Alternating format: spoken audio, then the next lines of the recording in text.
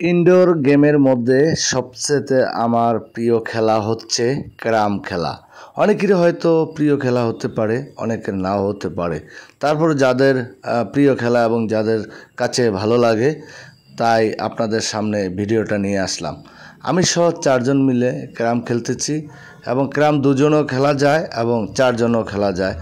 যদিও আমরা একটু প্লেয়ার বেশি থাকার কারণে এখানে আমরা 4 জনই খেলতেছি। প্রথমে ছিল আমার হিটের পালা। আপনারা দেখতেছেন প্রথমেই আমি একটু ব্যর্থ হচ্ছি। এখন একটু ভালো খেলতেছি, কেননা এই ক্যারামটা নতুন এবং অনেক বছর পরে খেলতেছি। এর সাথে ম্যাচ করতে আমার একটু আনইজি ফিল হচ্ছে। এখন আস্তে আস্তে ঠিক হয়ে যাবে। তো এখানে যারা রয়েছে তারাও এখন ইরেগুলার খেলোয়াড়, কারণ সব জায়গায় খেলাটা নেই, আমাদের এলাকায় এখন নেই। এক সময় খেলতাম, এক সময় পুরো সময়ই দিতাম অবসর সময়গুলা এই ক্যারাম খেলায়। এখন আর দেখা যাচ্ছে না। আসলে কর্মব্যস্ততার কারণে এখন পারিবারিক জীবনে এখানে সময় দেওয়া সম্ভব হচ্ছে না। তারপরেও একটু অবসর সময় পেয়েছি, এই জন্য খেলতেছি। এখানে অনেকেই ভালো খেলে, তাই তাদের সাথেই খেলার চেষ্টা করতেছি। এখন আমার পালা, আমি খেলতেছি। আসলে এখানে দেখুন আস্তে আস্তে কিন্তু হাত চলে এসেছে। এখন উনি এই যে গুড় ফেলে দিচ্ছে পকেটে, এবং অনেকেই হয়তোবা ক্যারামের নিয়মটা জানেন না।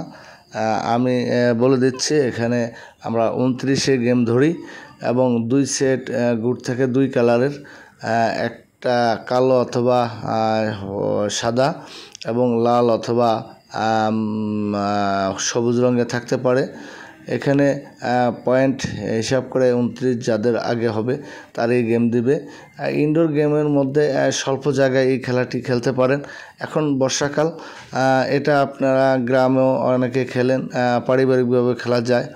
আবার ক্লাব বা বিভিন্ন জায়গায় খেলতে পারেন, কেননা বাইরে আড্ডার চেয়ে আপনি যদি গেম খেলেন তাহলে দেখা যাচ্ছে আপনার মন ভালো থাকবে।